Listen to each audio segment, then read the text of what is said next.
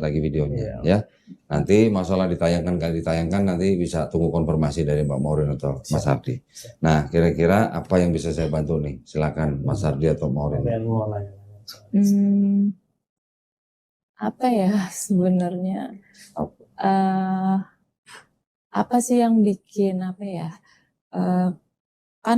Yang saya tahu dalam keluarga saya ketika saya memilih mualaf itu selalu dibilangnya itu tidak boleh meninggalkan Yesus Kristus. Tapi setelah sedikit belajar apa benar kalau misalkan kita mualaf kita sebenarnya tidak meninggalkan, tapi tetap dihargai Nabi Isa itu benar adanya atau bagaimana? Alhamdulillah saya senang dengarnya. Maureen seorang mualaf. Iya. Tahun berapa bersahadat? 2023. 23. Oh, berarti awal Januari 2023. Alhamdulillah. Sudah belajar Islamnya apa aja? Baru belajar sholat, puasa, alhamdulillah. Terus diajarin zakat juga sama suami dan keluarga suami. Alhamdulillah. Terus lagi ya? Sudah bisa baca Quran? Belum. Ini suaminya nih. Ayo lo, ketahuan nih. Nanti abis ini belajar Quran, ya. Nah, menjawab pertanyaan Maureen tadi, kalau ada anggapan dari orang Kristen, ya, di mana ada orang Kristen yang anggota keluarganya masuk Islam, mereka memang sering berkata bahwa orang itu meninggalkan Yesus, ya. Anggapan itu menurut Bible mereka sendiri itu tidak benar. Tidak benar. Itu hanya anggapan sentimen pribadi, ya. Jadi mereka seolah-olah karena mereka sudah menjadi pengikut Yesus, makanya ketika ada orang Kristen keluar dari Kristen, mereka anggap orang yang keluar itu dianggap meninggalkan Yesus. Tapi orang yang bicara seperti itu sebenarnya malah tidak tahu kitabnya sendiri. Nanti saya bisa kasih tahu ayat-ayatnya. Maureen dulu kalau boleh tahu dari gereja apa? Mantan gereja Maureen di Latter-day Saints. Oh, Advent. Enggak, LDS. Beda sedikit sama Advent ya? Latter-day Saints. Jadi Mormon. Oke, saya baru mau ngomong Mormon ya. Sudah dari kecil Mormon? Iya, dari kecil sekeluarga semuanya. Jarang loh Mormon di Indonesia. Nah, dulu kalau boleh tahu meninggalkan Kristennya itu lantaran karena menikah atau ada alasan lain? Sebetulnya ini menarik banget ya. Maureen tuh dari kecil keluarganya kan udah banyak yang majemuk ya kok ya. Jadi dari kakek, iya ada yang Islam gitu kan. Dipikirnya ya nggak apa-apa, toleransi gitu kan. Terus ditambah lagi bertambah usia ya perempuan lah, ada ingin kayak ada yang seriusin menikah ya udah. Nah disitulah peran Mas Hardi suami Maureen sekarang itu emang pas pacaran tuh ngajaknya serius kok. Dan Mas Hardi sih pernah bicara kayak kalau bisa sih yang seiman gitu. Ya udah saya juga menawarkan diri kalau memang seiman ya udah saya yang mualaf kayak gitu. Ya udah maksudnya itu sesimpel saya seperti itu. Karena saya mikirnya juga di keluarga udah terbiasa berbeda, tapi bukan berbeda yang menikah beda agama gitu ya kok bukan, tapi tetap ada yang Islam, Kristen, tapi tetap bareng. Ternyata kenyataannya berbeda ketika saya memilih. Seperti itu. Ya, nggak apa-apa. Jadi gimana ya? Memang di semua agama, ya mau Islam, Kristen, Katolik, Hindu, Buddha, Konghucu, semua agama ini melarang nikah beda agama. Begitu juga negara juga melarang pernikahan beda agama. Ada di Undang-Undang Nomor 1 Tahun 74. Ya, semua agama juga melarang. Tapi maksud saya begini, kalau memang Maureen masuk Islam karena menikah, itu tidak ada yang salah. Ya, tidak ada yang salah. Menikah itu baru salah satu cara untuk masuk Islam. Tetapi yang kita harapkan setelah masuk Islam tentu saja juga harus belajar Islam. Belajar Islam juga tidak seperti yang kejar paket semalam harus bisa seperti teman-teman muslim yang dari keluarga Islam. Enggak, kita belajar Islam step by step, ya sesuai dengan kemampuan kita dan keterbatasan kita. Semuanya itu memang kalau bisa butuh ada gurunya gitu ya. Suami kadang-kadang punya waktu, kadang-kadang nggak punya waktu. Suami kadang-kadang sibuk, kadang-kadang sibuk ya. Jadi memang saya sangat maklumin. Makanya saya sangat menyarankan nanti setelah ini Mas Hardi kalau bisa cariin guru privat. Oh yes. Ya, yang perempuan untuk ngajarin Maureen itu supaya progresnya jalan terus gitu. Yeah. Kalau di kita kirim guru privat ke rumah masing-masing mualaf itu dengan target 3 bulan udah bisa baca Quran. Oh. Nah, jadi kalau dia baca Qurannya bagus malah kita terusin. Iya, iya. Ya. Nah, menjawab pertanyaan tadi, gini, Maureen sudah biasanya pakai Bible apa? Alkitab juga dulu digunakan sih kok, cuman mereka ada kitab sendiri, kitab tambahan yang mana itu. Yang ini bukan? Yang Mormon sama ajaran dan perjanjian. Iya. Ini? Iya betul. Nanti ada lagi yang kalau nggak salah yang ini. Iya, kita Mormon. Tapi kan yang biasa dipakai untuk apa ya, dalil-dalil kan tetap yang ini kan. Iya. Kalau ini sih ajaran tambahan aja. Iya, betul. Nah, sekarang saya mau tunjukin ke Maureen nih. Apakah betul mu'alaf itu meninggalkan Yesus? Ya. Kita belajar Bible lagi kan. Enggak apa-apa. Masih ingat urutan-urutan kitab-kitabnya? Oh, udah dikit-dikit lupa. Udah lupa. Enggak apa-apa. Oke, sekarang kita buka di Lukas. Lukas pasal 2. Nih, diceritakan di sini pasal 2 ayat 21. Boleh dibaca dari mulai ayat 21 sampai 22. Ini ya, Lukas 2 ya. Ini Lukas 2 kan? Ayat 21 atau 22 dan 22. Lukas 2 ayat 21 dan 22 yang berbunyi, dan ketika genap 8 hari dan ia harus disunatkan, ia diberi nama Yesus, yaitu nama yang disebut oleh malaikat sebelum ia dikandung ibunya. Dan ketika genap waktu pentahiran, menurut hukum Taurat Musa, mereka membawa dia ke Yerusalem untuk menyerahkannya kepada Tuhan. Boleh lanjutin satu lagi? Sampai 23-24. Seperti ada tertulis dalam hukum Tuhan, semua anak laki-laki sulung harus dikuduskan bagi Allah. Dan untuk mempersembahkan korban menurut apa yang difirmankan dalam hukum Tuhan, yaitu sepasang burung tekukur atau 2 ekor anak burung merpati. Nanti di video akan saya tampilkan ayat ini, ya, yang dibaca oleh Maureen akan saya tampilkan di layar supaya nanti Maureen ketika nonton kembali bisa mencatat ada ayat apa aja. Di sini disebutkan usia 8 hari Yesus disunat ya. Kemudian disebutkan lagi Yesus dibawa ke bait suci untuk mempersembahkan apa? Sepasang burung tekukur. Kalau di Islam mempersembahkan sepasang hewan itu disebut apa Mas? Kurban. Bukan. Akikah. Jadi Yesusnya sunat, Yesusnya akikah, ya kan? Iya. Umat beragama apa yang laki-lakinya disunat dan akikah sepasang hewan? Islam. Itu ya. Tambahin lagi. Yesus juga di Matius pasal 4. Matius pasal 4 ayat 1 dan 2. Di Matius 4 ayat 1 dan 2 berbunyi, maka Yesus dibawa oleh Roh ke padang gurun untuk dicobai iblis, dan setelah berpuasa 40 hari dan 40 malam akhirnya laparlah Yesus.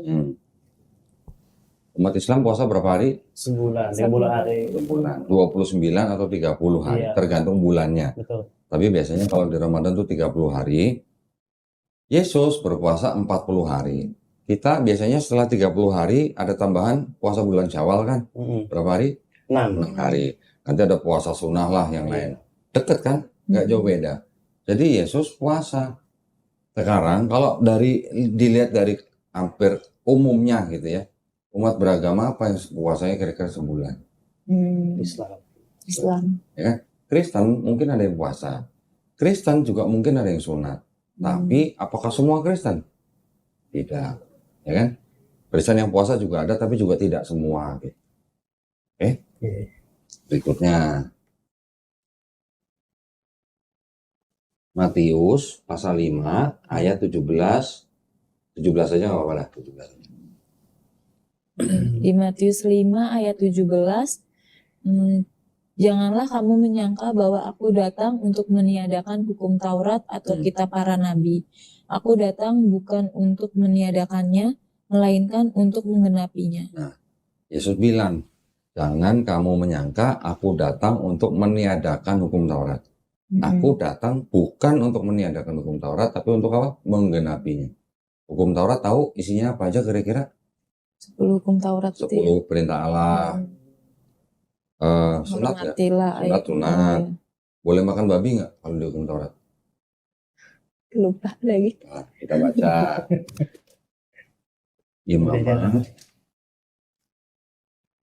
Imamat pasal 11 ayat 7. Nah, ini. Imamat 11 di ayat 7 berbunyi, demikian juga babi hutan karena memang berkuku belah, yaitu kukunya bersela panjang tetapi tidak memamah biak, haram itu bagimu. Haram, babi haram kan? Jadi kalau dihukum Taurat babi haram dan Yesus tidak meniadakan hukum Taurat, berarti kan Yesus hidup di bawah hukum Taurat. Kalau Yesus hidup di bawah hukum Taurat, berarti Yesus makan babi nggak? Nggak boleh, gitu kan? Kalau di sini disebutnya babi hutan, ini ada Bible yang sama-sama LAI, yang ini tahun 74, ini tahun 70. Di sini disebutkan babi, bukan babi hutan. Nah ini. Lagi babi. Imam. Ya, ayatnya sama, Imamat atau Lewi, pasal 11 ayat 7. Ini juga Imamat 11 ayat 7. Tapi bedanya kalau di sini babi hutan, di sini babi. Ada bedanya nggak sih? Enggak, babi juga. Iya babi juga, tapi beda nggak? Beda. Ada hutan. Iya. Kalau di sini tulis babi hutan, berarti babi ternak boleh nggak kira-kira? Boleh. Iya. Kalau babi hutan yang diharamkan, berarti babi ternak maksudnya boleh. Kan nggak begitu harusnya. Di sini cuma babi, nggak dijelasin mau babi hutan atau babi ternak gitu. Pokoknya semua babi haram. Sekarang menurut pemandangan atau pengamatan Maureen, umat beragama apa yang nggak boleh makan babi? Islam. Ya, berarti Yesus kira-kira makan babi nggak? Tidak. Enggak. Karena Yesus bilang tidak meniadakan hukum Taurat, berarti Yesus hidup di bawah hukum Taurat. Kalau hidup di bawah hukum Taurat, berarti babi haram. Ya? Udah berapa tuh? Sunat, akikah, puasa, haram babi haram. Sekarang ada lagi.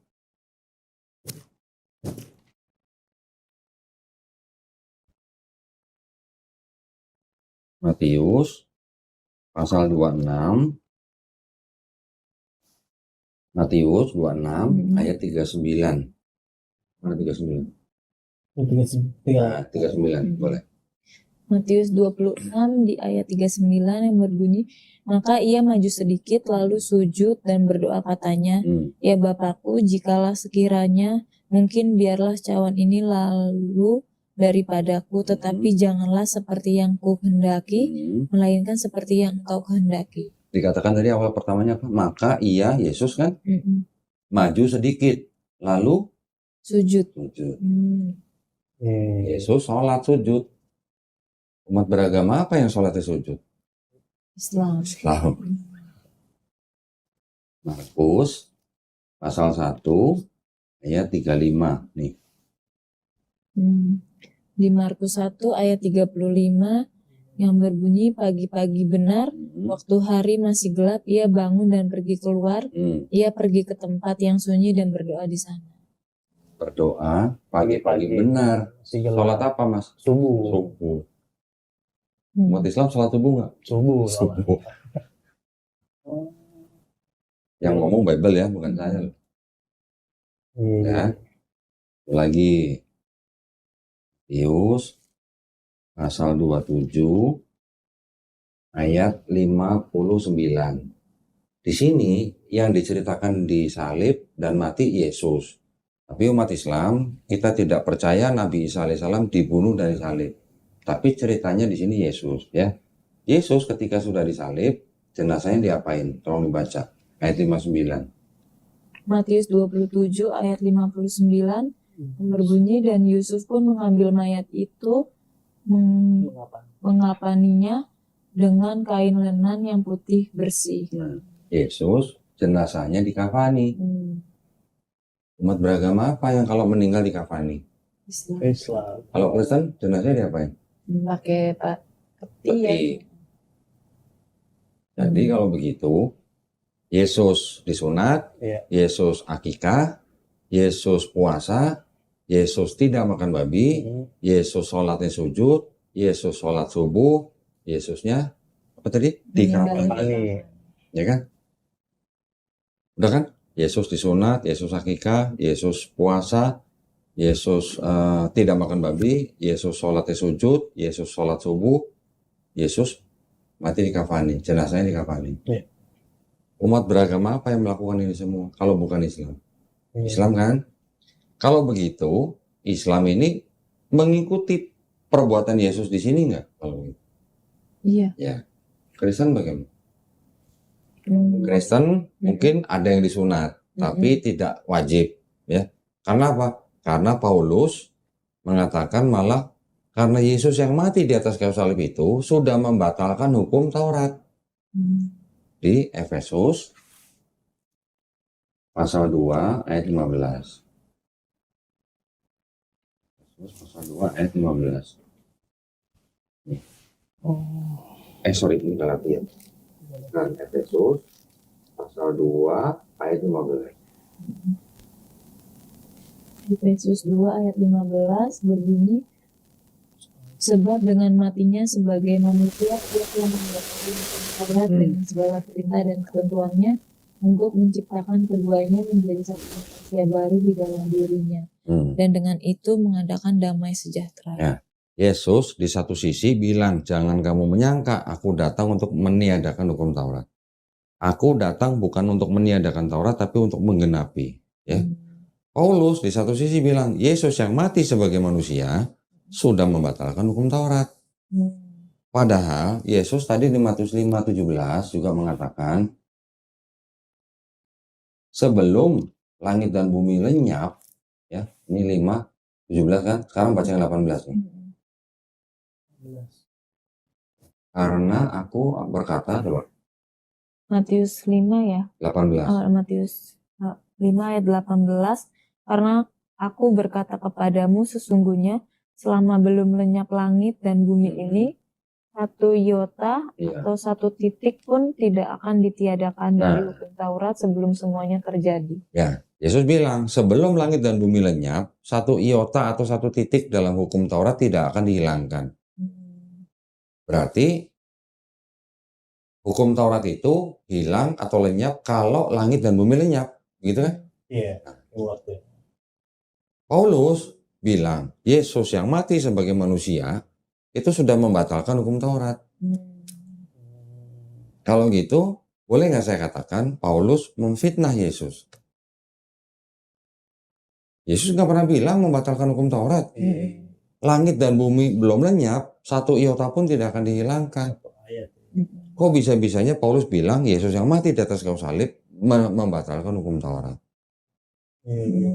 Seolah-olah Paulus memfitnah Yesus.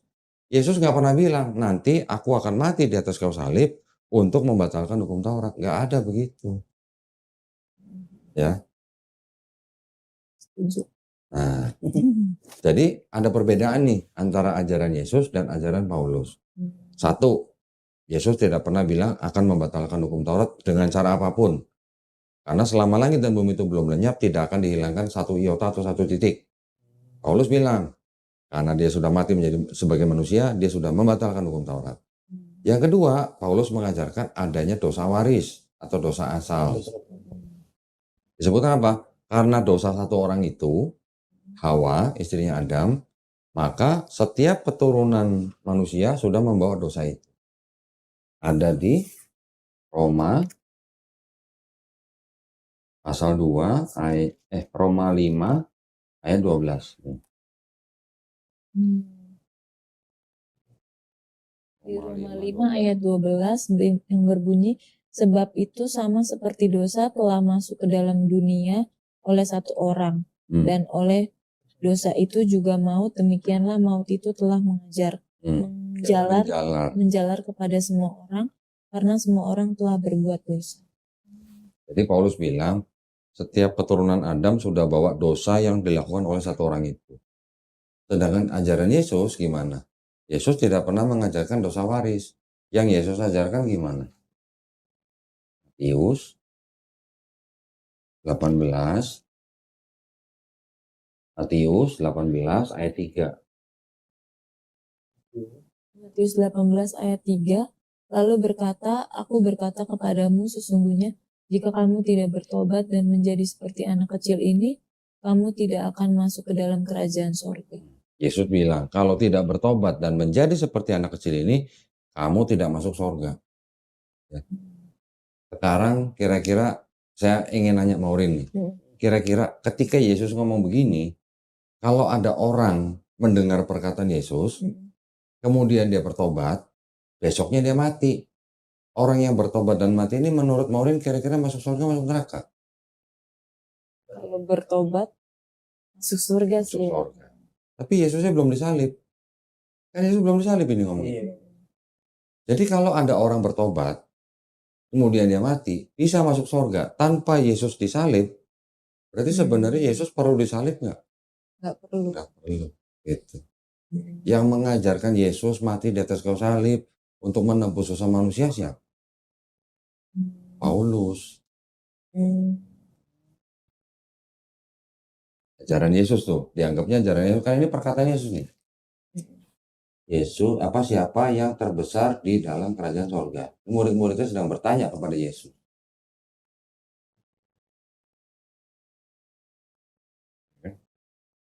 Yesus ngajarinya menyembah siapa?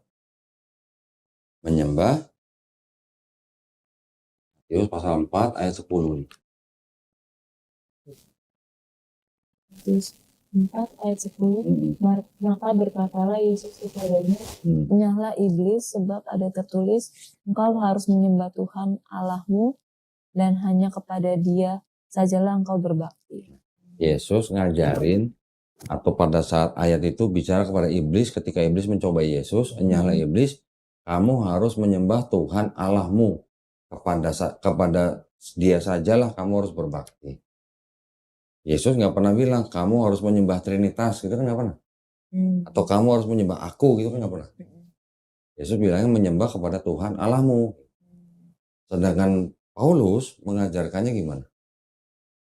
Ada di Roma pasal 10 ayat 9. Roma 10 ayat 9, sebab jika kamu mengaku dengan mulutmu bahwa Yesus adalah Tuhan dan percaya dalam hatimu bahwa Allah telah membangkitkan Dia dari antara orang mati, maka kamu akan diselamatkan. Beda nggak? Beda. Yesus bilang sembahlah Tuhan Allahmu. Yang dimaksud siapa? Bapa kan? Paulus bilang kalau kamu mengaku dengan mulutmu bahwa Yesus adalah Tuhan dan Juru Selamat, dan percaya dalam hatimu bahwa Bapa telah membangkitkan Dia, kamu selamat. Jadi kalau begitu pertanyaannya, orang yang masuk Islam, orang yang memeluk Islam atau menjalankan Islam, apakah dia tidak mengikuti Yesus? Kan malah mengikuti Yesus. Disunat, akikah, berpuasa, nggak makan babi, sholatnya sujud, dikafani. Nah Kristen gimana? Ada yang sunat sedikit, nggak semua disunat. Ada yang puasa juga nggak semuanya puasa. Ada yang nggak makan babi, Advent, nggak makan babi. Apalagi yang matinya dikafanin, ada nggak Kristen? Menurut aku nggak sih, belum lihat. Masuk peti ya. Terus apalagi? Yang sholatnya sujud ada nggak? Ada, tapi sedikit sekali. Ini Kristen Ortodok nih biasanya. Di Mesir juga ada Kristen Koptik yang sujud. Jadi tidak semua Kristen melakukan apa yang Yesus lakukan. Nah, Mormon gimana? Melakukan yang seperti Yesus lakukan nggak? Setahu saya juga enggak. Iya sih, lebih modern aja sih. Nah, tapi biar bagaimanapun, Paulus ini mengajarkan sesuatu yang baru yang tidak diajarkan oleh Yesus. Ya. Tapi Paulus ini juga dia orang Yahudi. Ya, dia juga orang Yahudi. Ayahnya seorang Yahudi berasal dari suku Benyamin, ibunya dari Tarsus Yunani. Ya, berarti Blaster ya. Iya. Sedangkan Yesus memberitahukan murid-muridnya gimana? Matius 16 ayat 6. Matius 16 ayat 6. Di Matius 16 dan 17 di ayat 6 ya. Yesus berkata kepada mereka, berjaga-jagalah dan waspadalah terhadap ragi orang Farisi dan Saduki. Yesus bilang, berjaga-jagalah dan waspadalah kepada ragi orang Farisi dan Saduki. Ragi itu maksudnya apa? Mazhab. Mazhab. Ya, mazhab itu apa? Sekolah pemikiran. Ya, kelompok orang yang mengikuti pemikiran yang sama itu disebut satu mazhab. Okay. Paulus orang ragi apa? Paulus dari Filipi. Ini pengakuan Paulus sendiri nih. Filipi pasal 3 ayat 4 dan 5 lah. Filipi 3, 4 dan 5. Di Filipi 3 ayat 4 dan 5. Sekalipun aku juga ada alasan untuk menaruh percaya pada hal-hal lahiria. Jika ada orang lain menyangka dapat menaruh percaya pada hal-hal lahiria, aku juga lebih ragi. Ayat 5. Disunat pada hari ke-8 dari bangsa Israel, dari suku Benyamin, orang Ibrani asli, tentang pendirian terhadap hukum Taurat, aku orang Farisi. Paulus ngaku orang Farisi. Yesus bilang hati-hati lu sama orang Farisi. Bukan, Farisi itu hanya nama apa namanya? Nama kelompok apa namanya? Sebenarnya mereka mengaku menjalankan Taurat. Tapi ya dikritik sama Yesus. Dikritiknya kenapa? Karena mereka mengajarkan Taurat tapi tidak melakukan. Gitu. Ya, nih Yesus juga bilang begini. Di Matius pasal 23 ayat 1. Yesus ngajarin bangsa Israel untuk apa? Di Matius 23 ayat 1 sampai 3. Maka berkatalah Yesus kepada orang banyak dan kepada murid-muridnya, katanya, ahli-ahli Taurat dan orang-orang Farisi telah menduduki kursi Musa. Telah menduduki kursi Musa artinya sudah menggantikan Nabi Musa. Kan Nabi Musa sudah meninggal, digantikan oleh ahli-ahli Taurat dan orang Farisi. Terus? Sebab itu turutilah dan lakukanlah segala sesuatu yang mereka ajarkan kepadamu. Tetapi janganlah kamu turuti perbuatan-perbuatan mereka, karena mereka mengajarkan tetapi tidak melakukannya. Jadi Yesus mengkritik orang-orang ahli Taurat dan orang-orang Farisi yang mengajarkan Taurat tapi tidak melakukannya. Berarti dengan kata lain Yesus menuduh mereka sebagai orang apa? Munafik. Yesus menyebut mereka dengan sebutan apa? Hai kamu keturunan ular beludak gitu katanya. Ya, Yesus bilang hati-hati dan waspadalah terhadap orang ragi Farisi dan Saduki. Kalau yang Saduki itu orang-orang Israel juga, tapi mereka tidak ikut campur dalam urusan agama. Mereka biasanya berurusan dengan urusan politik gitu. Pada waktu itu kan bangsa Israel dikuasai oleh Romawi. Nah, yang berurusan dengan orang-orang Romawi itu orang-orang Yahudi yang Saduki. Yang ngurusin agama Farisi.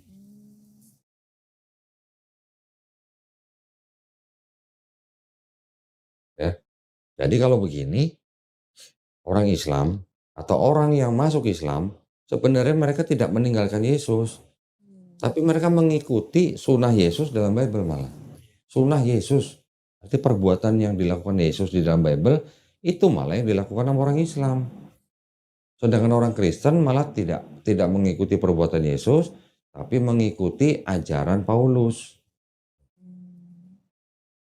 Kan sekarang orang Kristen percaya bahwa mereka dosanya sudah ditebus dengan matinya Yesus di atas kayu salib. Kan gitu orang Kristen kan. Sedangkan Yesus nggak pernah bilang, aku akan mati di atas kayu salib untuk nebus dosa kamu. Dan Yesus nggak pernah bilang, aku akan mati di atas kayu salib untuk membatalkan hukum Taurat. Tapi itu semua ajaran Paulus. Yesus yang mati di atas kayu salib sudah membatalkan hukum Taurat. Kalau kamu mengaku Yesus sebagai Tuhan dan Juru Selamat dengan mulutmu dan percaya dalam hati bahwa Tuhan sudah membangkitkan Yesus, baru kamu selamat. Gitu. Yesus yang ngajarinya, kalau kamu tidak bertobat dan menjadi seperti anak kecil ini, kamu tidak masuk surga. Perbedaannya di situ. Jadi tidak benar kalau kita orang Islam meninggalkan Yesus, tidak. Di dalam Islam, di dalam Quran kita membaca Quran surat Maryam ayat ke-30. Dia Nabi Isa alaihissalam berkata, sesungguhnya aku ini adalah hamba Allah. Qala ini Abdullah. Dia memberiku kitab. Kitab apa? Kitab Injil. Tapi bukan ini, kitab Injil gitu. Wajah alani nabiya, dia Allah menjadikan aku seorang nabi. Ya, di sini Yesus juga ngakunya sebagai seorang nabi. Pernah baca? Nah, Matius 13 ayat 57 nih. Matius 13 57. Matius 13. Baca depannya dulu nih. Yesus ditolak di Nazaret. Kemudian Yesus ditanya sama orang, dijawab begini sama Yesus. Lalu mereka kecewa dan menolak dia, maka Yesus berkata kepada mereka, seorang nabi dihormati di mana-mana, kecuali di tempat asalnya sendiri dan di rumahnya. Kira-kira kalau baca begitu, judulnya begini, Yesus lagi ngomongin siapa? Dirinya sendiri. Diri sendiri. Berarti Yesus ngaku nabi nggak kalau begitu? Sebenarnya dia nabi. Seorang nabi ditolak di mana-mana, kecuali di rumah sendiri. Ini lagi ngomongin diri sendiri, berarti Yesus ngaku nabi. Orang lain nyebut Yesus apa? Nabi apa Tuhan? Tuhan. Di mana orang Kristen sekarang nyebut Yesus Tuhan? Orang zaman Yesus yang masih bareng hidup Yesus nyebut Yesus nabi apa Tuhan?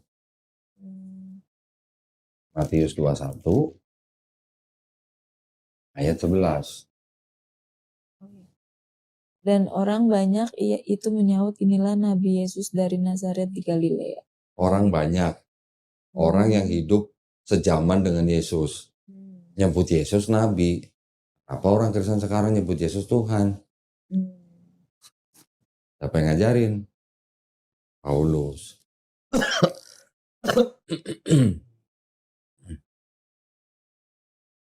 Jadi sebenarnya antara Bible, khususnya yang 4 gospel, Matius, Markus, Lukas, Yohanes, yang menceritakan tentang Yesus, sebenarnya ini masih cocok, masih ada yang cocok dengan Quran, masih ada. Yang berbeda jauh hanya apa? Di 4 gospel ini Yesus diceritakan dibunuh dan disalib. Mati di atas kayu salib, bangkit hari ketiga. Kalau di Quran dibantah, Nabi Isa alaihissalam atau Yesus Kristus tidak dibunuh dan tidak disalib. Di Quran surat An-Nisa ayat 157 dikatakan wa ma qataluhu wa ma salabuhu walakin syubihalahum. Dia tidak dibunuh, dia tidak disalib, tetapi yang disalib adalah orang yang diserupakan.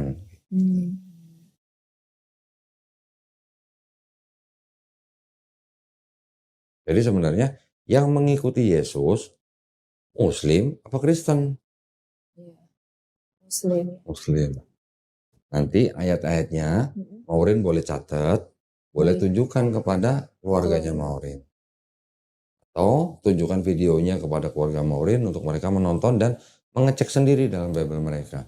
Nanti makanya ayat-ayatnya akan saya tampilkan. Supaya keluarga Maureen juga bisa cek dan recheck. Gitu. Jangan sampai omongan saya dianggap asumsi, saya tidak mau. Ada ayatnya semua di situ. Baik kok. Ya. Yesus sendiri ngaku dia punya Tuhan nggak? Allah. Ya, Bapak. Matius 11 ayat 25. Ini 25. Matius 11 ayat 25. Pada waktu itu berkatalah Yesus, aku bersyukur kepadamu Bapa, Tuhan langit dan bumi, karena semuanya itu Engkau bunyikan bagi orang bijak dan orang pandai tetapi engkau nyatakan kepada orang kecil. Aku bersyukur kepadamu Tuhan, Tuhan apa? Langit dan bumi. Tuhan langit dan bumi. Kalau Yesus dianggap Tuhan juga, nih Yesus Tuhan langit dan bumi, atau gimana? Yesus punya Tuhan. Tuhannya siapa? Bapa, Tuhan langit dan bumi. Oke? Yesus di sini juga bilang nih di Yohanes 20 ayat 17. Ketika Yesus diceritakan sudah bangkit, mau dipegang sama Maria Magdalena, Yesus bilang begini. Kata Yesus kepadanya, janganlah engkau memegang aku, sebab aku belum pergi kepada Bapa, tetapi pergilah kepada saudara-saudaraku, dan katakanlah kepada mereka bahwa sekarang aku akan pergi kepada Bapakku dan Bapamu, kepada Allahku dan Allah. Perhatikan kalimatnya. Aku akan pergi kepada Bapakku dan Bapamu. Berarti Yesus punya Bapa yang sama dengan Bapanya murid-murid kan? Dan kepada Allahku dan Allahmu. Berarti Yesus juga punya Allah yang sama dengan Allah murid-muridnya. Betul kan? Kalau Yesus disebut sebagai Tuhan, apakah Tuhan punya Tuhan gitu? Enggak. Enggak. Buktinya di situ Yesus bilang apa? Allahku dan Allahmu, Bapakku dan Bapamu. Di Quran, Nabi Isa alaihissalam juga mengajarkan Bani Israel untuk menyembah siapa? Menyembah Dia, Allah Subhanahu wa taala. Tuhanku dan Tuhanmu. Di Quran surat Maryam ayat ke-36. Nanti tampilin ayatnya di sini. Jadi antara Quran dan 4 gospel, Matius, Markus, Lukas, Yohanes, masih ada kesamaan. Bedanya hanya masalah cerita penyalipan. Ajarannya sama. Jadi tidak benar kalau orang Islam atau mualaf yang masuk Islam itu meninggalkan Yesus, itu tidak benar. Yang benar, mualaf itu meninggalkan ajaran Paulus. Nah, itu benar. Baik. Kalau Kristen sebenarnya tidak bisa disebut sebagai pengikut Yesus. Karena tidak melakukan yang tadi, yang 7 hal itu. Tapi Kristen itu adalah pengikut Paulus, penyembah Yesus. Menyembah Yesus sebagai Tuhan, tapi mengikuti ajaran Paulus. Tuh. Tanya lagi.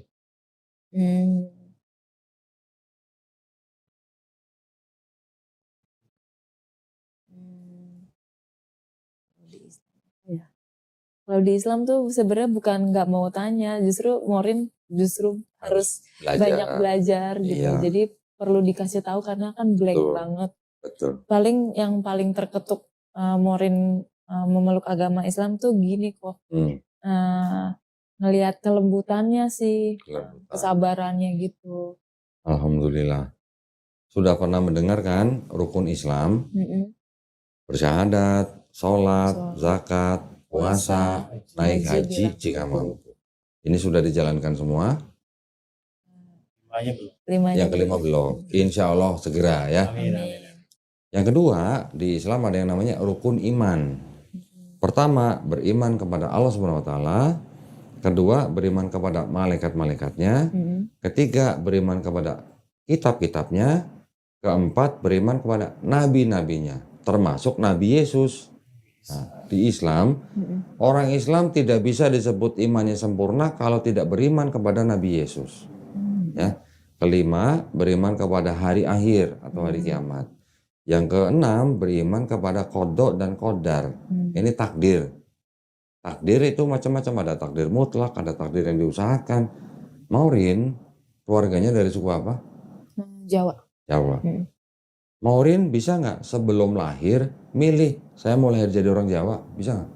Nggak, ngikutin ya. Jadi artinya itu sudah ditakdirkan. Maureen sudah ditakdirkan lahir di orang suku Jawa. Umurnya sudah ditakar, rezekinya sudah ditakar, gitu. Sudah diukur gitulah, ya.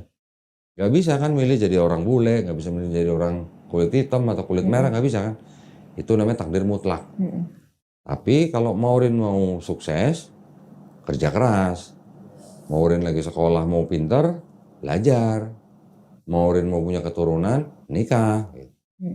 Itu namanya takdir yang ikhtiar, diusahakan. Ya, rukun iman ini sangat penting karena ini menjadi pondasi daripada dasar iman Islam kita. Ya, Allah SWT, malaikat, kitab. Nah, kitab-kitabnya ini kita jangan salah paham bahwa kalau di dalam Quran itu kan Quran membenarkan kitab-kitab yang sebelumnya diberikan kepada Bani Israel. Ada kitab Taurat, kitab Zabur, kitab Injil. Kitab Taurat diberikan kepada Nabi Musa alaihissalam untuk Bani Israel. Kitab Zabur kepada Nabi Daud alaihissalam juga untuk Bani Israel. Kitab Injil kepada Nabi Isa alaihissalam juga untuk Bani Israel.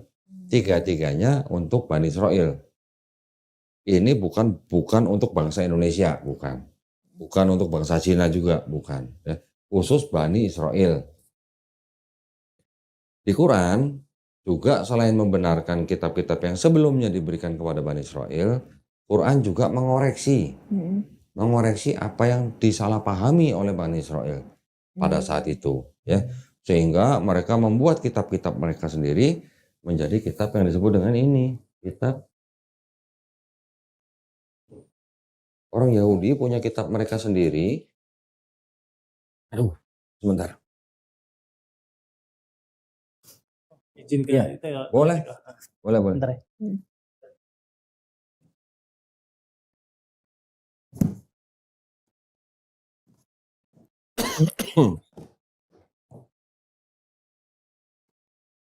Mana ya?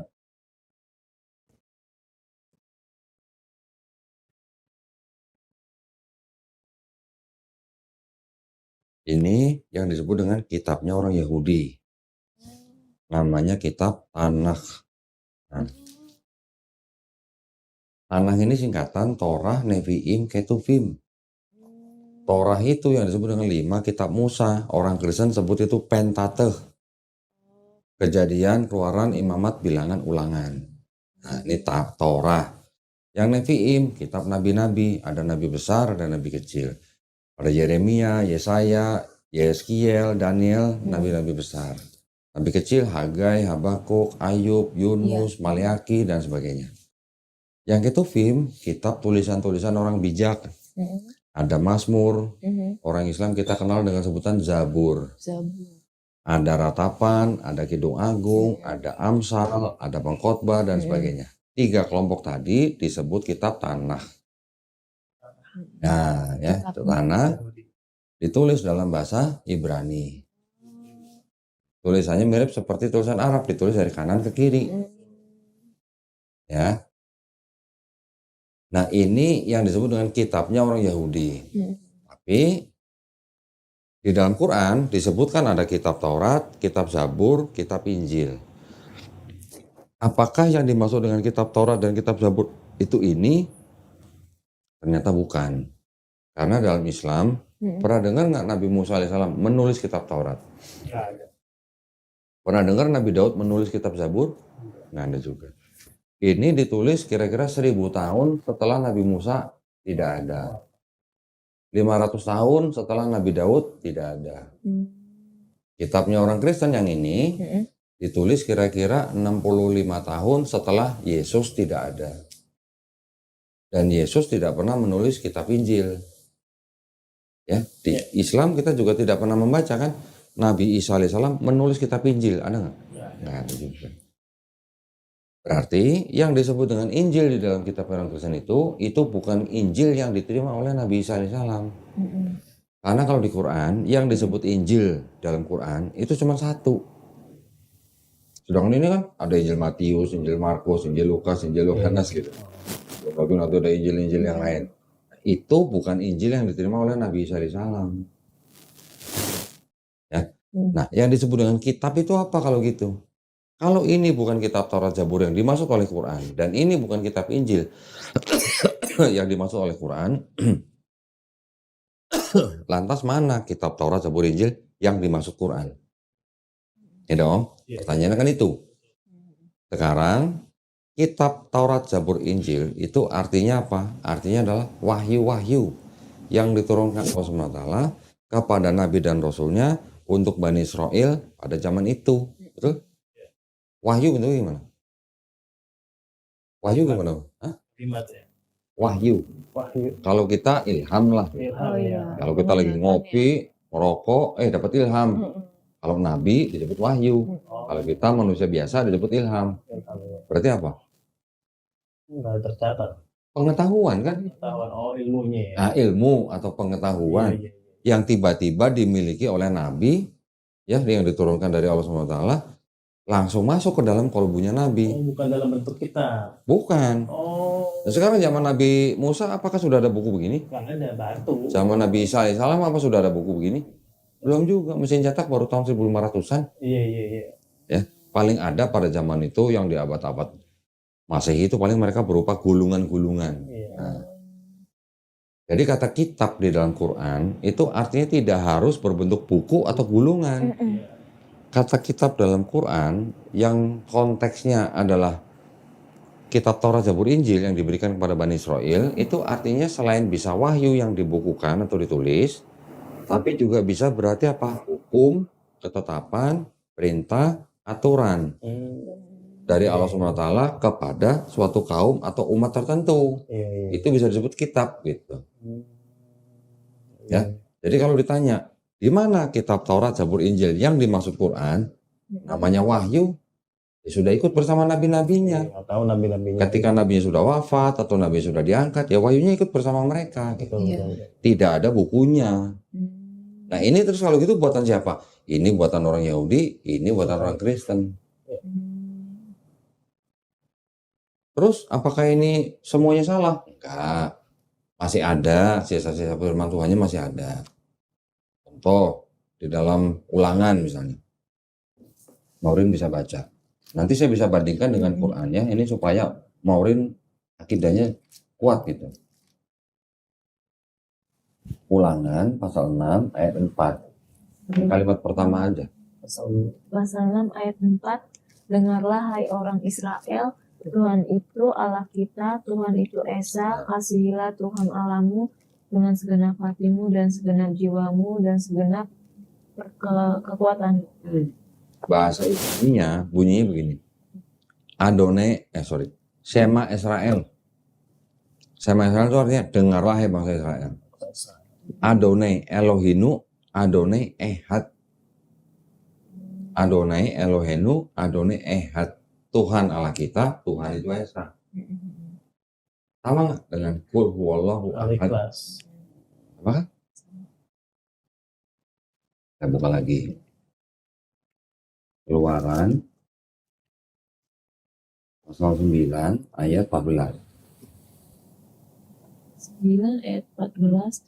Sebab sekali ini aku akan melepaskan segala tulahku terhadap engkau sendiri, terhadap pegawai-pegawaimu dan terhadap rakyatmu, dengan maksud supaya engkau mengetahui bahwa tidak ada yang seperti aku di seluruh bumi. Tidak ada yang seperti aku di seluruh bumi.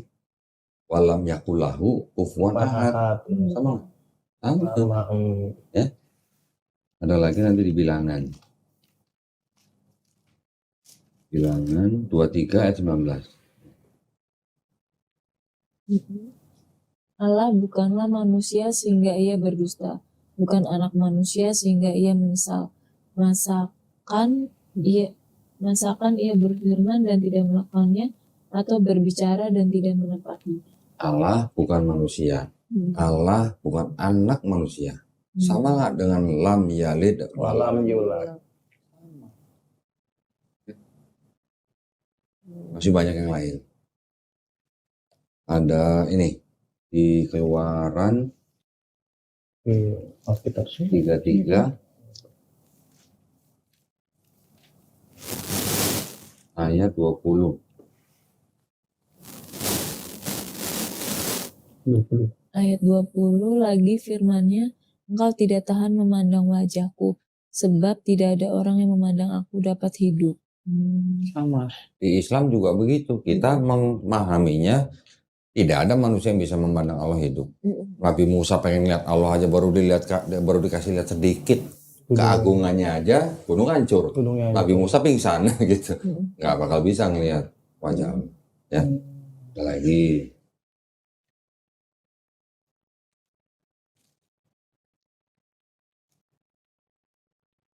Raja-Raja 8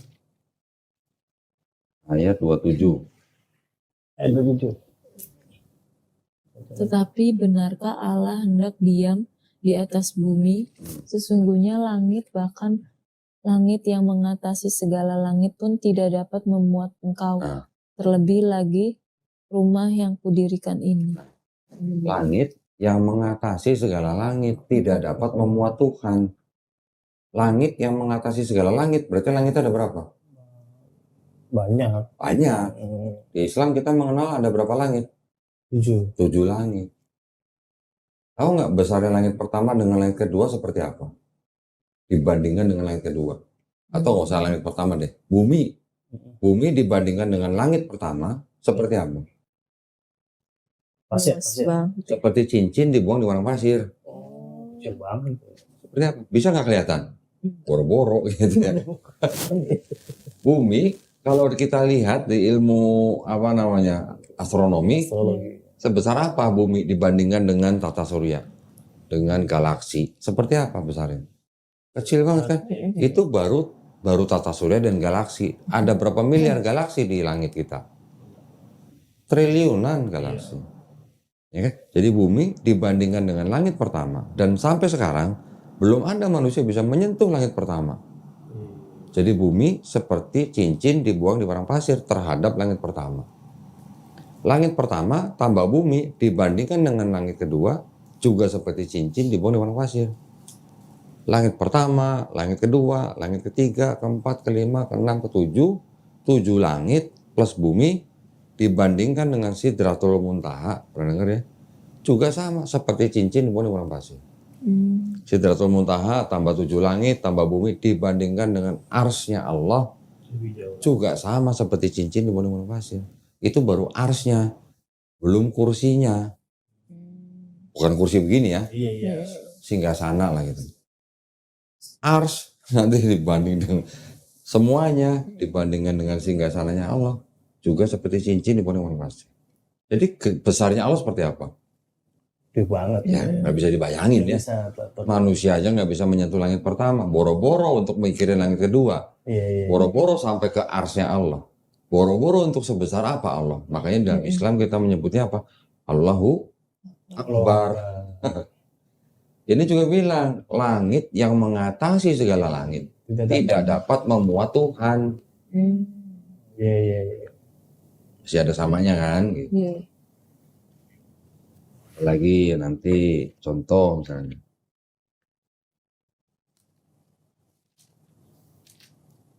Ayub 9:32. Ini sih mirip lah yang tadi. Tuhan bukan manusia, itulah ya sama. Nanti ada lagi Ayub 37 ayat 16. Tuhan itu maha tahu. Nah, kita di Islam juga Allah itu maha mengetahui, ya kan? Terus ada lagi nanti di Mazmur, Hosea sudah, di Maliaki.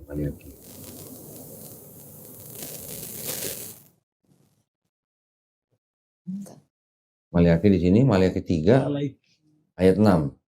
Coba tolong baca. Bahwasanya aku Tuhan tidak berubah dan kamu Bani Yakub tidak akan lenyap. Nah, Tuhan tidak akan berubah. Nah, sekarang gini, Maurin. Kenapa? Saya agak gresek dikit. Oh. Tambahin aja besok. Yang itu nggak dicabut aja. Sekarang coba kita rangkum ya. Tuhan yang bukan manusia itu, Tuhan yang bukan anak manusia itu, Tuhan yang maha tahu itu, Tuhan yang tidak akan berubah itu, Tuhan yang tidak ada sesuatu apapun yang serupa dengan dia di bumi, ya, dan Tuhan yang tidak bisa dilihat sama manusia, dan Tuhan yang maha besar. Bagaimana ceritanya? Bisa jadi Yesus. Yesus manusia, Yesus anak manusia, Yesus tidak maha tahu. Ketika ditanya hari kiamat, Yesus bilang yang tahu hanya Bapa. Anak nggak tahu, malaikat pun nggak tahu. Ya, bagaimana ceritanya? Semua sifat Tuhan yang ini bisa jadi Yesus yang terbatas. Ada di dalam Bible. Jadi sebenarnya kenapa kok perjanjian lama ini kok seolah-olah kontradiksi dengan perjanjian baru? Karena perjanjian lama ini sebenarnya bukan punya Kristen. Tapi punya siapa? Punya Yahudi. Tanah. Tanah itu bisa jadi kitabnya Kristen. Karena apa? Karena kitab yang disusun kira-kira tahun 450 sebelum Masehi ini oleh orang-orang Yahudi, kemudian di abad ketiga sebelum Masehi, kira-kira tahun 270 sebelum Masehi, diterjemahkan menjadi bahasa Yunani, namanya Septuaginta. Ya, jadi kalau itu bahasa Ibrani, ini bahasa Yunani. Diterjemahkan kira-kira tahun 270 sebelum Masehi, selesainya kira-kira tahun 132 sebelum Masehi. Belum ada Kristen, belum ada Yesus, belum ada Paulus. Ya, sedangkan kitab ini beredar terus sampai Yesus lahir, sampai Yesus katanya di sini diangkat, sampai abad kedua, ketiga, keempat. Nah, ini terjemahan ini diresensi. Diresensi itu maksudnya apa? Dikritik terjemahannya. Ya, ketika dikritik terjemahannya kan ditulis ulang. Setelah ditulis ulang terus, barulah ini di abad 4 Masehi, akhir abad 4 Masehi, digabungkan dengan kitabnya orang Kristen yang perjanjian baru. Nah, ini perjanjian baru aja nih. Yang ini cuma dari Matius sampai Wahyu. Ini di akhir abad 4 baru ditempel dengan perjanjian baru. Inilah kitabnya orang Kristen. Sama-sama Yunani, yang ini Yunani, yang ini Yunani. Setelah itu kan diterjemahkan ke bahasa Jerman, bahasa Belanda, bahasa Inggris, sampai ke bahasa Indonesia, jadilah ini. Jadi kalau setelah begini, setelah terjemahannya ini diresensi, apakah mau dibaca sama orang Yahudi yang punya ini? Nggak mau, karena maknanya udah beda. Ya, jadi kitab ini seolah-olah berbicara tentang kedatangan Yesus di sini. Gitu. Seolah-olah Yesus sudah dinubuatkan di sini. Terjemahannya dirubah sama Kristen. Mau lihat contohnya? Boleh. Yang diubah? Nah, saya tunggu dulu ya. Karena ini terjemahannya bahasa Inggris, ini kan terjemahannya bahasa Inggris nih.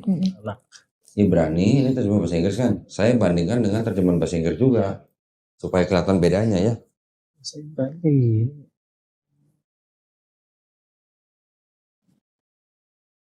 Contoh ayat yang dianggap sebagai nubuat buat Yesus, atau sebelumnya saya kasih tunjukin ini dulu deh, supaya Maureen punya bayangan. Ingat ayat Kejadian 1 ayat 1 dan 2. In the beginning God created heaven and earth. Itu ingat? Nah, ini terjemahan Kristen nih. Tolong dibaca nih. Ayat 1 dan 2. In the beginning God created the heaven and the earth. The earth was without form and void, and darkness was on the face of the deep. And the Spirit of God was hovering over the face of the water. Di situ ada God, ada Spirit of God, ya kan? Spirit of God di situ artinya apa? Roh Allah. Kan, tolong dibandingkan dengan ini. Ini punya Yahudi yang diterjemahkan ke bahasa Inggris. Sama nggak sama ini? In the beginning of God creating the heaven and the earth, when the earth was astonishingly empty with darkness upon the surface of the deep, and the divine presence hover upon the surface of the water.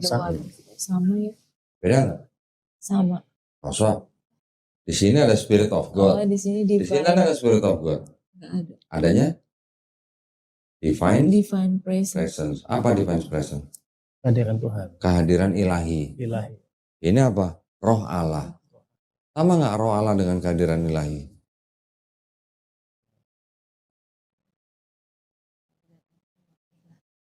Beda ya? Beda. Sekarang saya tanya, kalau bahasa Indonesia begini. Bahasa Indonesianya kan gini. Pada mulanya Allah menciptakan langit dan bumi. Kemudian roh Allah melayang-layang di atas permukaan air. Ada Allah, ada roh Allah. Allahnya apa kalau gitu? Ada Allah, ada roh Allah. Allahnya apa? Gitu. Kenapa kok orang Kristen menerjemahkan dengan roh Allah atau Spirit of God? Karena mereka punya pemahaman Trinitas. Ada Bapa, ada Yesus, ada Roh Kudus. Ya, jadi ada Bapa, ada Roh Kudus. Jadi Tuhan itu roh gitu. Jadi makanya ada roh Allah di sini. Saya tunjukin lagi contoh. Ini contoh ayat yang dianggap apa namanya?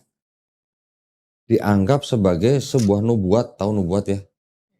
Ramalan gitulah buat Yesus. Kalau ini perlu mikir sedikit nih. Gak apa-apa ya. Saya bukain yang ini.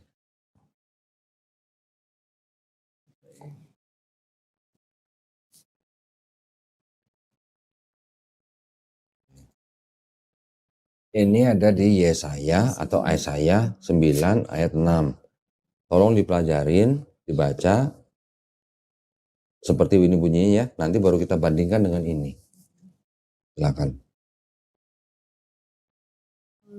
Unto us a child is born, unto us a son is given, and the government will upon his shoulder, and his name will be called Wonderful Counselor, Mighty God, Everlasting Father, Prince of Peace. Ini Seperti itu artinya. atas nama Bapa yang lahir dalam atas anak yang diberikan. Anak yang lahir. Terus nama anak laki-laki yang diberikan. Terus nama gubernur di atas punggungnya kan. Di punggungnya ya. Dan dalam nama dipanggil Wonderful Counselor yang hebat, Mighty God, apa ya? Tuhan yang kuat perkasa, Everlasting, tiada akhir ya. Bapa yang tidak ada akhir, sama Pangeran Damai ya, kedamaian ya, Prince bisa. Yang itu For a child has been born as anak yang lahir untuk kami, son, anak laki-laki yang diberikan ke kami, dominion ya. Will rest on his shoulder. Pundaknya ya. Iya. Karena sehat terbaik, Tuhan yang perkasa, Yesaya. Bapak abadi, memanggilnya Yesaya. Name Shalom, Prince of Peace. Oh Shalom. Prince of Peace. Shalom. Jadi perbedaannya di sini nih, Yesaya. Di sini Yesaya beda ya Pak? Nih called Hezekiah name. Sama ini nih. Di Dominion sini, will di sini rest. nggak ada Yesaya. Iya. Wonderful. Everlasting. Di sini Yesaya yang dipanggil. Oh begitu. Gitu tanya. Bedanya di sini nih.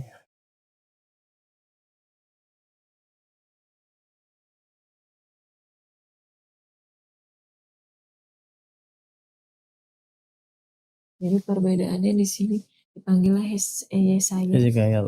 yang Iya. ini Udah dibaca. Kelihatan bedanya. Kan bedanya. Penamaan itu ya, Sar Shalom itu ya. Ya.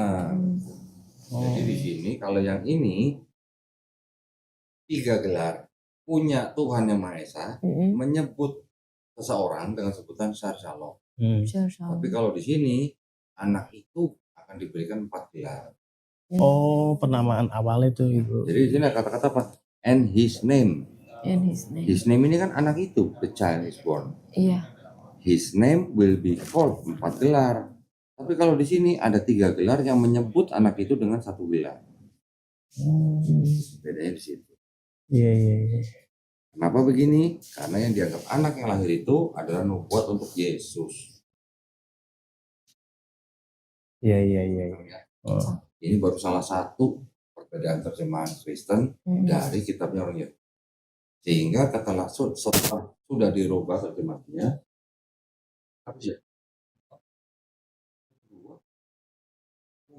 aduh sorry. Jadi setelah dirubah terjemahannya, kitab yang ini menjadi seolah-olah berbicara tentang kedatangan Yesus di Perjanjian Baru. Gitu. Ya. Itu ya paham.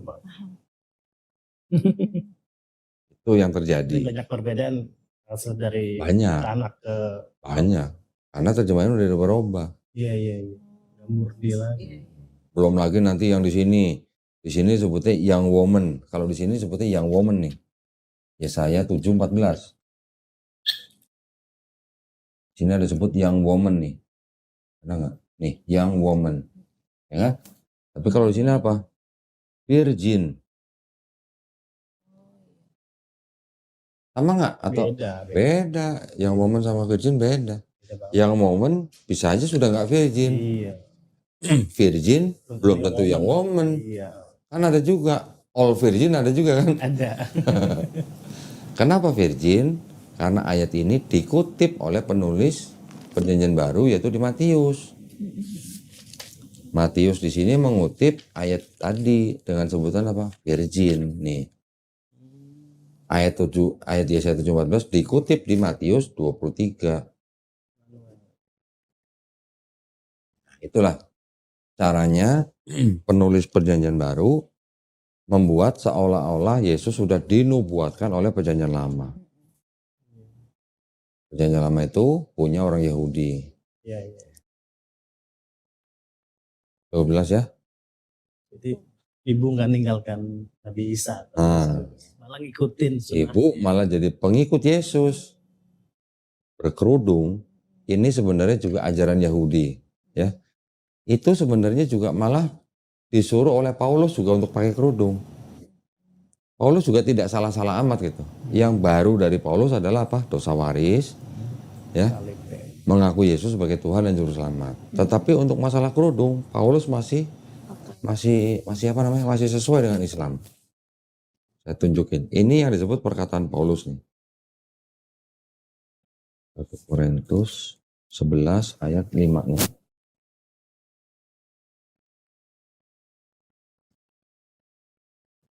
Tapi tiap-tiap perempuan yang berdoa atau bernubuat dengan kepala yang tidak bertudung menghina kepalanya, sebab ia sama dengan perempuan. Jika perempuan tidak mau menundungi kepalanya, maka haruslah ia juga menggunting rambutnya. Tetapi jika bagi perempuan adalah penghinaan bahwa rambutnya digunting atau dicukur, maka haruslah ia menundungi kepalanya. Ini disebut perkataan Paulus. Iya. Gereja selain mengikuti pemikiran Paulus, tapi gereja juga memodifikasi ajaran Paulus. Dulu waktu gereja pakai kerudung nggak? Berarti udah melanggar perintah Paulus dong. Iya. Ya. Jadi antara Yesus dan Paulus ada perbedaan, tapi antara Paulus dan gereja juga ada perbedaan lagi. Iya. Banyak modifikasi ya. Jadi Paulus sebenarnya juga tidak menghalalkan babi, tidak. Karena Paulus tidak pernah secara eksplisit bilang babi itu halal gitu, nggak pernah. Tapi yang dilakukan Kristen apa? Karena Paulus pernah bilang semua makanan halal asal diberkati dalam nama Yesus, ditafsirkan oleh gereja babi juga halal. Masalahnya atau pertanyaannya, apakah babi itu buat orang Yahudi makanan? Nah, kan bukan, karena sudah diharamkan. Iya. Tuh. Masalah perpuluhan misalnya. Kalau Paulus sudah bilang hukum Taurat dibatalkan, makanya nggak perlu sunat fisik, cukup sunat hati. Gereja sekarang masih menjalankan perpuluhan nggak? Masih. Berarti gereja juga nggak semuanya ikut Paulus. Gereja juga punya pemikiran sendiri. Gitu. Nah kalau perpuluhan adanya di hukum Taurat, kata Paulus hukum Taurat sudah batal, kenapa gereja masih jalanin perpuluhan? Berarti ambil yang enak dibuang yang nggak enak dong. Ya kan? Mormon dulu perpuluhan juga? Oh ya? 10% apa 15%? Iya 10%. Oh 10. Kirain Mormon 15%. Tapi ada tambahan lainnya sih. Ya, mungkin bisa jadi 15 ya. Buah sulung ada nggak di Mormon? Nggak ada. Adanya apa? Kolektor. Persepuluhan sih, keuskupan. Persepuluhan, nanti ada persembahan kasih. Apa ya? Kayaknya ya semacam itu sih. Ya itu. Kita berapa persen? 2,5%. 2,5%. Itu pun yang mampu atau memenuhi syarat. Iya, satu haul. Tidak semuanya orang Islam harus bayar 2,5%, enggak. Justru yang mampu, yang memenuhi syarat itu yang menunaikan zakat. Zakat itu diperuntukkan kepada umat Islam yang kurang mampu. Termasuk orang yang baru masuk Islam. Iya, 8 golongan ya. 8 golongan. Dulu waktu Maureen masuk Islam dapat zakat nggak? Dari suami. Oh dari suami. Oh. Tadinya lumayan kayak membingungkan kenapa bisa dapat gitu kan.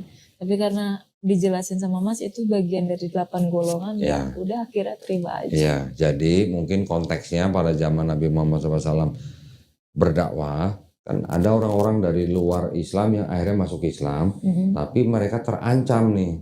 Karena keluarganya menolak, mengancam dan sebagainya. Jadi kan dia mungkin yang tadinya punya penghasilan mungkin jadi nggak dapat. Ini dibantu dengan zakat. Gitu.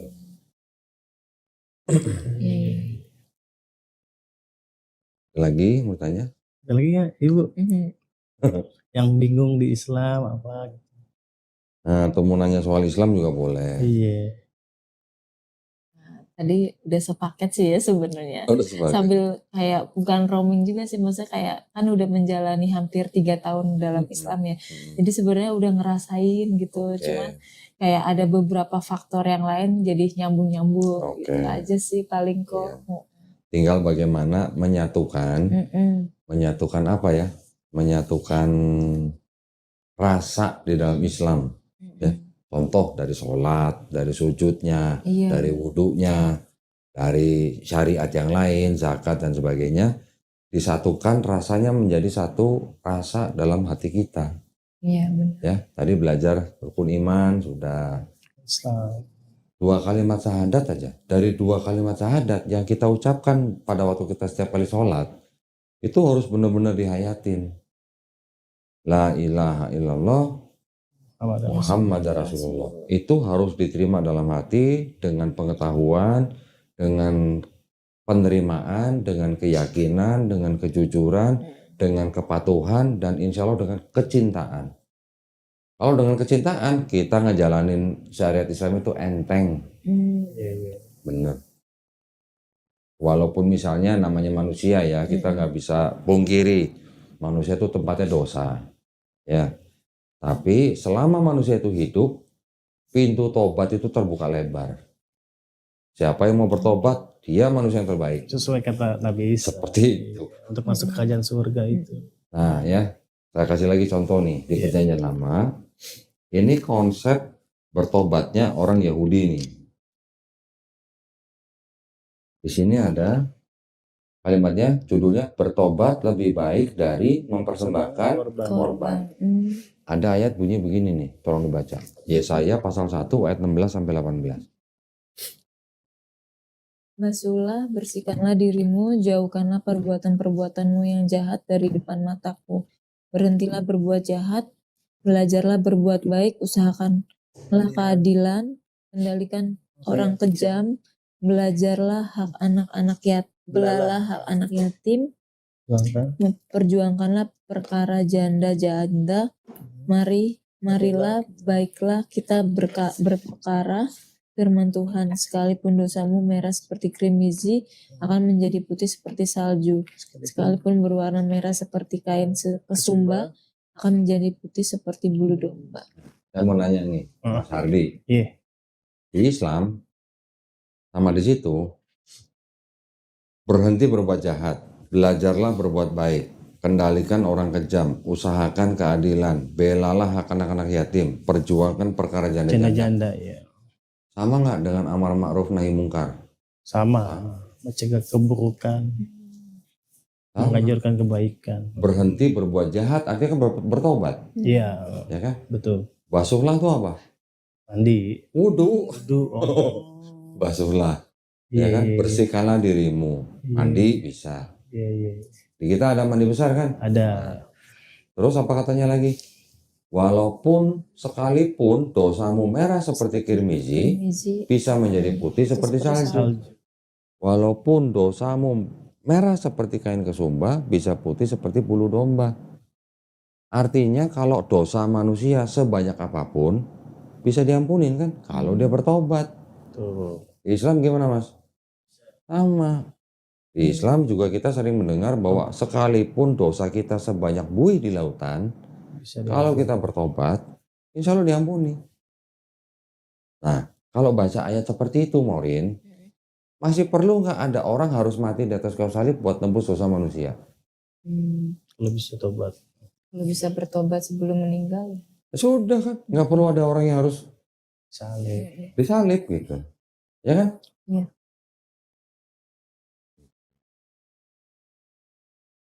Yeskiel, ini konsepnya keselamatan orang Yahudi begini nih. Yeskiel pasal 18 ayat 20-21. Setiap manusia bertanggung jawab atas dirinya. Ayat 20, orang yang berbuat dosa itu yang harus mati. Anak yang tidak akan turut menanggung kesalahan ayahnya dan ayahnya tidak akan turut menanggung kesalahan anaknya. Orang benar akan menerima berkat kebenarannya dan kefasikan orang fasik akan bertanggung atasnya. Terus orang fasik jika apa? 21. Tetapi jikalau orang fasik bertobat dari segala dosa yang dilakukannya dan berpegang pada segala ketetapanku serta melakukan keadilan dan kebenaran, ia pasti hidup, ia tidak akan mati. Orang fasik tahu apa? Orang yang berbuat dosa secara terus-menerus, itu disebut orang fasik. Orang fasik jika bertobat dan melakukan ketetapan Allah dan melakukan keadilan dan kebenaran, ia pasti hidup. Ia tidak akan mati. Maksudnya hidup apa? Surga. Mati, surga. Jadi orang yang fasik aja masih diberi kesempatan bertobat. Kalau udah bertobat, selamat. Apa masih perlu ada orang harus mati di atas kayu salib buat tebus orang fasik? Harus. Anak tidak menanggung kesalahan ayahnya. Ayah tidak menanggung kesalahan anaknya. Maureen mau nggak kalau papanya ngerampok bank, Maureen yang di penjara? Enggak. Papanya loh.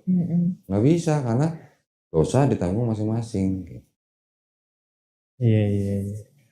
Jadi konsep ketuhanan, konsep keselamatan di dalam perjanjian lama punya orang Yahudi itu beda konsepnya dengan konsep ketuhanan dan konsep keselamatannya Paulus.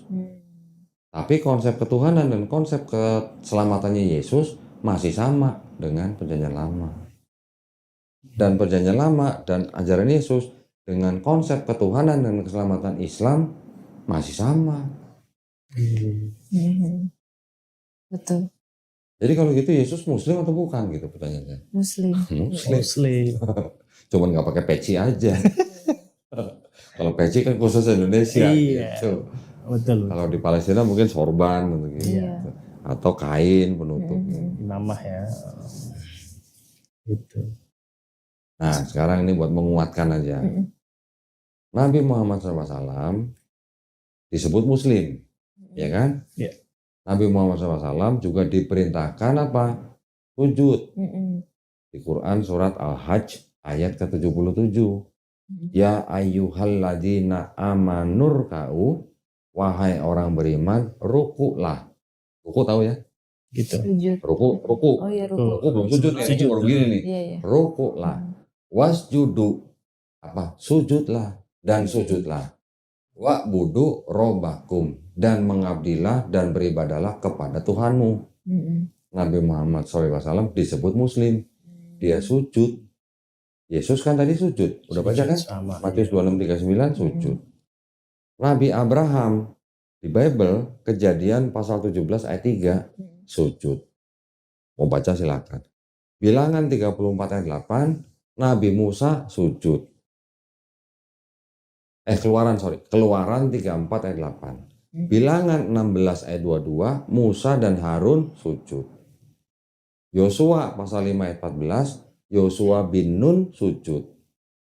1 Tawarikh pasal 29 ayat 20 Mazmur 95 ayat 6 Nabi Daud dan umatnya sujud. Nehemia pasal 8 ayat 6 Nabi Ezra atau kita kenal Nabi Uzair sujud. Kalau Nabi Muhammad SAW disebut seorang muslim dan dia bersujud, itu berarti Nabi Abraham, Nabi Musa, Nabi Harun, Nabi Daud, Nabi Yosua, Nabi Ezra, Nabi Yesus muslim bukan? Muslim. Ada di Bible semua tuh ayatnya. Nabi mana yang makan babi? Nah, enggak ada.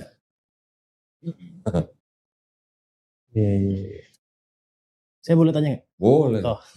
Kan soal dosa ayah ke anak kan nanggung sama-sama ya. Kalau suami istri gitu, saya nanggung dosa istri kalau istri salah gitu. Atau istri gimana terus Gini, surga nerakanya istri ada di tangan suami. Oke. Surga nerakanya loh. Iya. Ya. Jadi kalau istri harus dibina oleh suami supaya sama-sama masuk surga. Iya. Oke. Tapi perbuatan dosa tetap masing-masing. Oh iya siap. Gitu. Dosa tetap masing-masing. Tapi bimbing wajib. Maureen tahu nggak? Suami wajib menyediakan apa? Sandang, pangan, papan. Papan apa? Tempat tinggal. Sandang, Baju, pangan, makanan. Selama ini yang masak Maureen apa Hardi? Kadang Maureen, kadang beli. Oh, kan yang bertanggung jawab dia. Iya.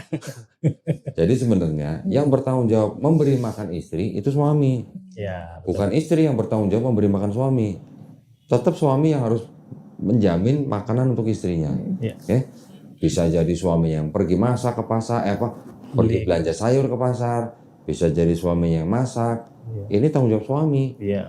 Tapi kalau istri mau masakin suami, mau belanjain sayur buat suami, bahkan mau cuciin baju suami, ini sebenarnya istrinya lagi bersedekah buat suami. Jadi kalau istrinya bersedekah buat suami, suaminya harus tahu diri. Gitu. Istrinya tugasnya apa? Tugas istri apa? Patuh, taat sama suami. Patuh, taat. Selain itu? Mendukung. Apalagi yang tahu. Udah jangan banyak-banyak. Yang dijalani selama ini itu sih. Oh itu. Udah punya anak belum? Lagi isi. Alhamdulillah. Sudah isi. Insya Allah nanti dimudahkan. Amin. Nanti insya Allah yang membesarkan siapa? Ibu dan bapak. Tapi yang lebih bertanggung jawab tentang anak siapa? Ibu. Nah, suami kan sandang pangan papan buat istri dan anaknya. Tapi anak dari kecil ini udah pegangan ibu nih ceritanya nih. Iya. Kasih sayang ibu, yang menyusui ibu. Makanya di dalam Islam kita diajarkan untuk lebih sayang dan hormat kepada ibu kadarnya 3 kali lebih tinggi daripada kepada bapak. Kenapa? Yaitu karena ibu yang mengandung kita, ibu yang melahirkan kita, taruhannya nyawa, ibu yang membesarkan kita dengan segala kerepotannya gitu. Mungkin ibunya lagi nyusui, suaminya ngorok gitu misalnya, ibaratnya gitu. Makanya di dalam Islam seorang anak kepada ibunya itu harus benar-benar sayang dan hormat. 3 kali kadarnya lebih tinggi daripada ke suami atau ke ayah gitu. Iya. Ibu, baru ayah. Bukan 1 ayah 3 istri, bukan. Ya. Udah menunjukkan kepada keluarganya sekarang? Sebenarnya semuanya tahu Morin mualaf gitu. Cuman langsung putus aja udah. Nggak ada kayak apa ya. Makanya di sini sebenarnya gini kok, Morin tuh dalam menjalani agama Islam dibilang ikhlas, tulus, alhamdulillah menjalani. Cuman beberapa konflik atau perdebatan yang ada tuh balik lagi ke emosional. Kayak kadang dari suami istri kita berdua atau kadang ada satu kata, maksudnya nggak mungkin lah papa sama mami itu nggak berperan penting dalam hidup anak ya. Ucapannya itu kadang bikin kena di hati, jadi kayak ketika Morin memilih agama Islam udah bukan kebanggaan buat kami orang tua, jadi kadang kayak gimana ya, bukan menyesali kayak kenapa harus seperti ini gitu, karena kan dari kecil sendiri Morin lihat keluarga Morin tuh majemuk gitu, dan mereka fine-fine aja gitu kan, tapi kenapa ketika Morin memilih itu nggak merasakan kayak gitu. Biasanya di dalam keluarga yang majemuk, untuk orang tua nih, ketika saudaranya orang tua, entah sepupunya orang tua, entah apalah, pokoknya saudaranya orang tua, ada yang Islam, mereka akan baik-baik saja, tetap menghormati, toleransi dan sebagainya. Tapi ketika anak daripada suami istri sendiri yang berbeda, itu yang biasanya mereka sangat-sangat tidak bisa terima. Nggak semuanya, tapi kebanyakan begitu.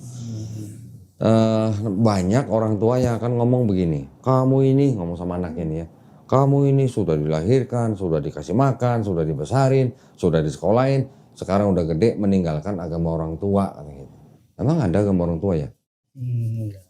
Nggak ada agama orang tua. Yang ada 6 agama yang diakui di Indonesia kan? Maksudnya adalah tidak sama dengan agama yang dianut orang tua. Tetapi orang tua kadang suka nggak tahu begini.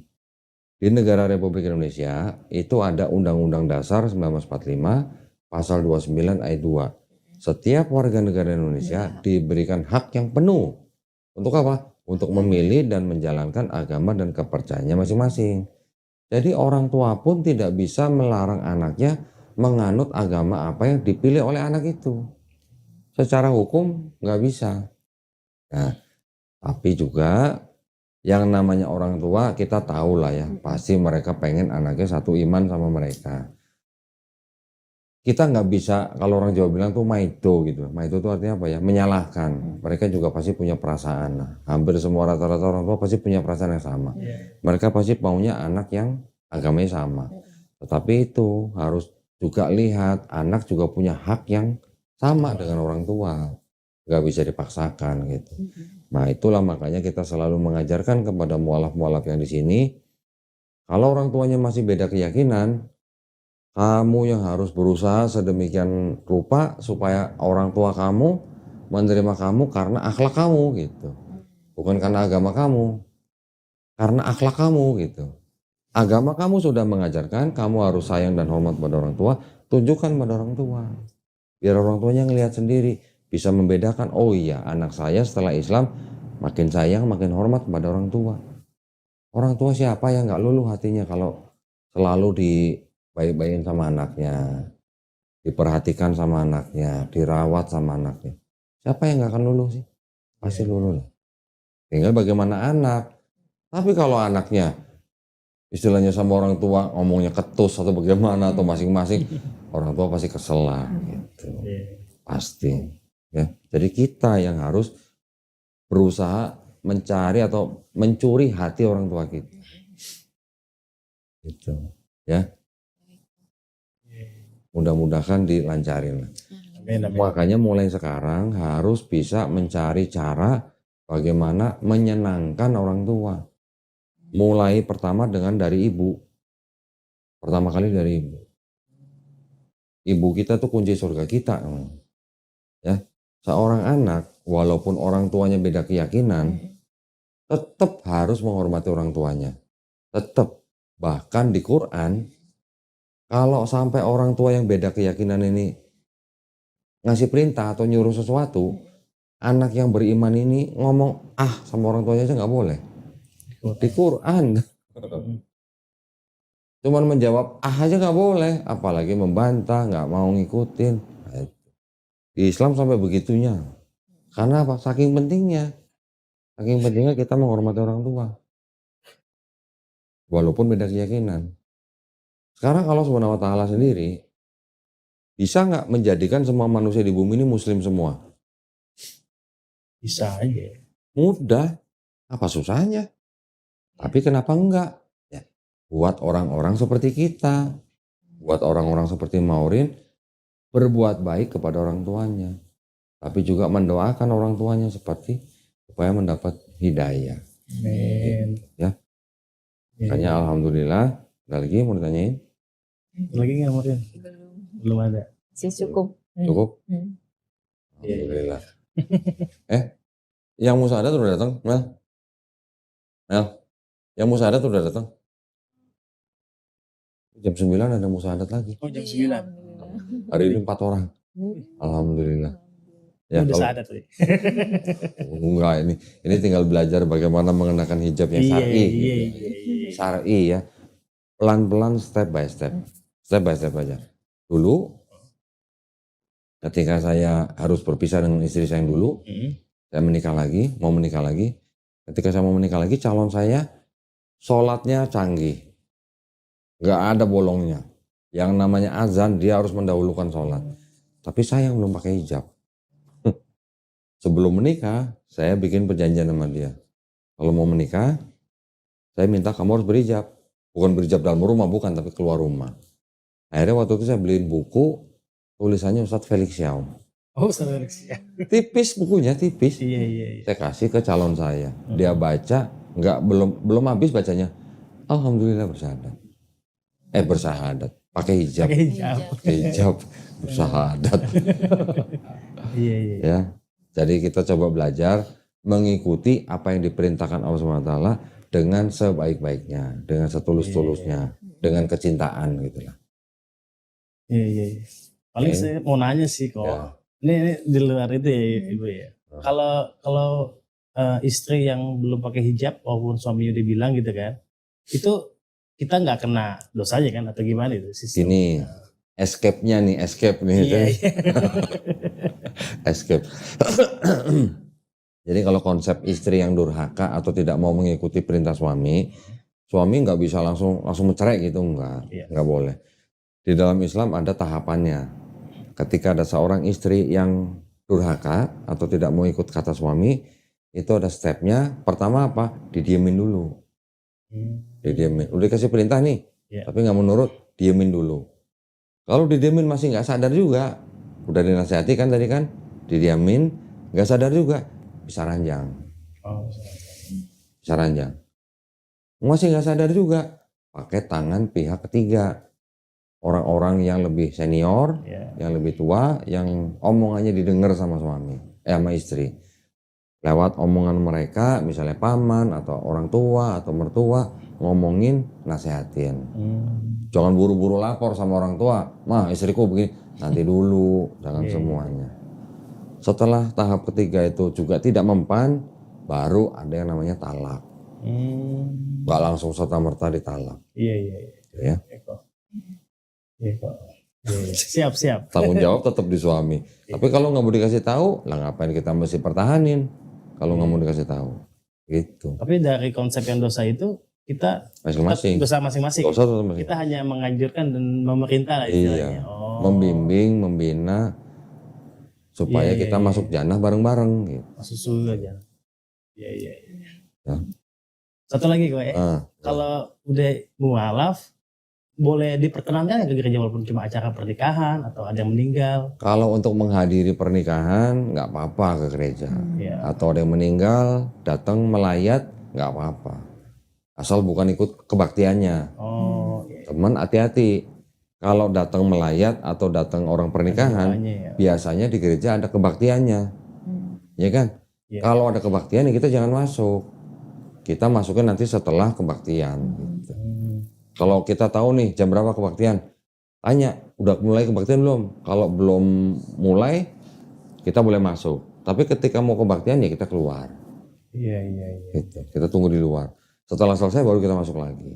Iya. Oke. Itu yang benar. Iya. Mengucapkan orang sedang susah, melayat orang yang sedang kehilangan itu baik sekali. Walaupun dia bukan orang Islam. Itu mengingatkan kita bahwa setiap orang mati walaupun kafir gitu. Juga mengingatkan kita jangan sampai kita mati dalam keadaan kafir. Ya. Saling mengingatkan. Saling mengingatkan. Mengunjungi orang sakit juga boleh. Iya. Sangat bagus. Nanya lagi boleh Koy? Sekalian. Yang borong dia kayaknya nih. Jadi pernah suatu masa tuh istri saya lagi nginep di rumah orang tuanya gitu kan. Dia diajak ke gereja hari Minggu gitu kan. Cara nolak baik-baiknya gimana gitu? Ya kalau Maureen memang istilahnya sudah kuat imannya, jangan ikut yang seperti itu, jangan ikut kebaktian mereka lagi ya. Walaupun alasannya hanya untuk menemani orang tua gitulah. Nganterin boleh nggak? Ya kalau cuma nganterin boleh, tapi nggak usah masuk. Tunggu di luar gereja, mungkin jajan bakmi ayam, bakso dan segala macam. Nganterin aja gitulah. Hanya sebagai kecintaan kita kepada orang tua kita. Tapi kalau masuk kebaktiannya jangan. Ya, nolaknya gimana? Ya kasih tahu baik-baik lah. Mah, Pa, Maureen sudah tidak beriman kepada Kristen gitu. Tolong dihargain. Biar bagaimanapun Maureen tetap anak papa, tetap anak mama. Maureen tetap mau berbakti kepada papa mama. Tapi tentang keyakinan, Maureen punya hak yang dilindungi negara. Gitu. Maureen akan tetap sayang, tetap hormat pada papa, gak ngelawan. Tapi kalau soal keyakinan mohon maaf. Ya. Siap. Cukup. Oke. Nganterin gereja aja gak apa-apa, kan banyak jajanan bisa depan gereja. Banyak ya. Somai. Somai. Dia udah ngincer somai berarti. Ya. Baik tuh. Nah, alhamdulillah. Mudah-mudahan saya berdoa, Maureen, Mas Ardi, kita semua nih ya. Semoga kita semua dijadikan golongan manusia yang mengikuti apa yang sudah diturunkan Allah SWT melalui Rasulnya. Amin. Dan insya Allah kita dijadikan manusia yang menjadi saksi keesaan Allah SWT. Amin. Ya. Dan insya Allah kita juga dilindungi dan dirahmati, dijauhkan dan dihindarkan dari api dan asap neraka. Amin. Ya. Alhamdulillah. Terima kasih banyak atas kunjungannya, Mas Ardi, Maureen. Mudah-mudahan nanti datang lagi ke sini dengan apa? Keyakinan yang lebih baik. Amin. Ya. Amin. Dengan apa namanya? Dengan kabar yang lebih baik lah pokoknya. Saya pengen dengar kabar mamanya Maureen sudah baik atau gimana. Ya. Baik kalau gitu, terima kasih juga sekali lagi atas perhatiannya dari para pemirsa. Ini semuanya adalah pelajaran ya, pelajaran buat kita semua. Mudah-mudahan bermanfaat buat para pemirsa, juga yang ingin berpartisipasi di dalam perjuangan dakwah kita. Dipersilakan untuk mengirimkan ke Bank Muamalat dengan nomor rekening 3030 300 atas nama Yayasan Garda Mualaf Indonesia, dan bisa konfirmasi ke nomor handphone 0813 9883 7007 ya. Barakallahu fikum, semoga partisipasi para pemirsa diterima di sisi Allah SWT sebagai amal jariah. Amin ya rabbal alamin. Baik, kalau kita pamit undur diri ya. Kita jumpa di konten-konten berikutnya. Akhir kata, wabillahi taufiq wal hidayah. Wassalamualaikum warahmatullahi wabarakatuh. Waalaikumsalam. Terima kasih banyak.